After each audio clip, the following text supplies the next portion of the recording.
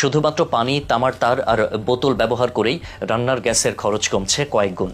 শুনতে অবিশ্বাস্য মনে হলেও সম্প্রতি তামার তার এবং প্লাস্টিকের বোতল ব্যবহার করে গ্যাস সাশ্রয়ের একটি অভিনব পদ্ধতি আবিষ্কার করা হয়েছে। বিশেষ করে যখন জ্বালানির মূল্য দিনকে দিন বাড়ছে, এমন পরিস্থিতিতে দেশীয় প্রযুক্তির এমন উদ্ভাবন নতুন সম্ভাবনার দুয়ার খুলে দিয়েছে। বাংলাদেশের মফস্বল এলাকার এক তরুণ প্রতিদিন রান্নাঘরে মায়ের কাজে সাহায্য করতেন।